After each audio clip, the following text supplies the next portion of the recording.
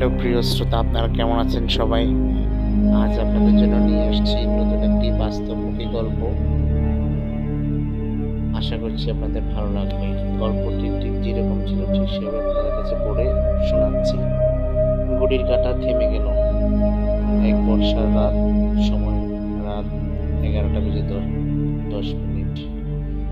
রিয়াজ ছিল একজন ইতিহাসের ছাত্র। সে শুনেছিল তাদের শহরে এক পুরনো লাইব্রেরি আছে। সেখানে কেউ রাত 12টার পর যায় না, কারণ 1971 সালে সেই লাইব্রেরিতে এক ভয়ঙ্কর খুন হয়েছিল। এক বৃদ্ধ লাইব্রেরিয়ানকে কাঁচি দিয়ে খুন করেছিল। যখন লাইব্রেরিয়ানকে কাঁচি দিয়ে খুন করা হয়, তখন সে একটা প্রাচীন ঘড়ি ঠিক করছিল। তার মৃত্যুর পর থেকে ঘড়িটা এক সময় থেমে যায় রাত 12টা বেজে 4 মিনিটে। রিয়াজ ছিল সাহসী, ভয়কে বিশ্বাস মোটেই করত না। বন্ধুদের চ্যালেঞ্জে সে এক রাতে সেই লাইব্রেরিতে গেল রাত 11টায়।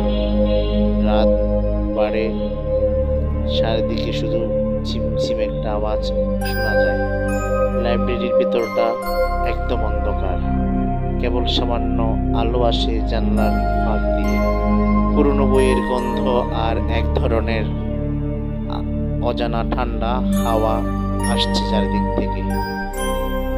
ঘড়ির কাঁটা তখন 11টা বেজে 20 মিনিট। রিয়াজ মোবাইলে রেকর্ডিং চালু করে রাখে, ধীরে ধীরে এগোয়।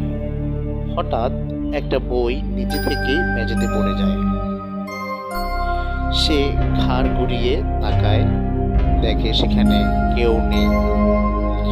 এভাবে আরো কিছু সময় অতিবাহিত হতে থাকলো। তখন রাত 11টা বেজে 45 মিনিট। রিয়াজ একটা পুরনো চেয়ারে বসে।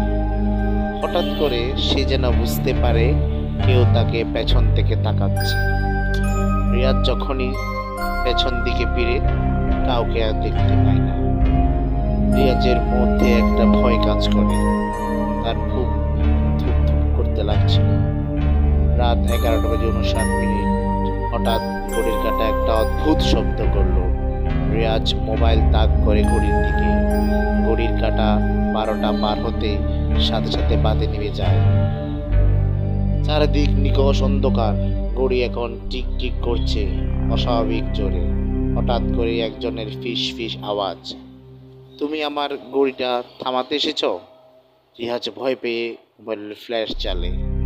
সামনে দাঁড়িয়ে এক রক্তমাখা বৃদ্ধ, কপালে গভীর কাচির ক্ষত, এক হাতে ধরা পুরনো ঘড়ি, আর এক হাতে একটা মরিচা ধরা কাচি।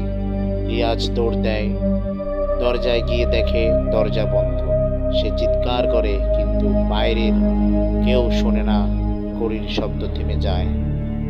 রাত 12টা বেজে 4 মিনিট। হঠাৎ ঘড়িটা আবার চলে, কিন্তু এবার ঘড়ির কাঁটা উল্টো দিকে ঘুরছে। বৃদ্ধ বলে, তোর সময় শেষ, এখন আমি শুরু করব। পরদিন সকাল 9টা। পুলিশ আসে। লাইব্রেরির মেঝেতে পড়ে আছে রিয়াজের মোবাইল। শেষ রেকর্ডিং, কেবল একটা শব্দ, টিক টিক টিক, থেমো না। রিয়াজকে এরপর আর খুঁজে পাওয়া যায়নি। বন্ধুরা, আপনাদের কাছে গল্পটা কেমন লাগলো অবশ্যই জানাবেন।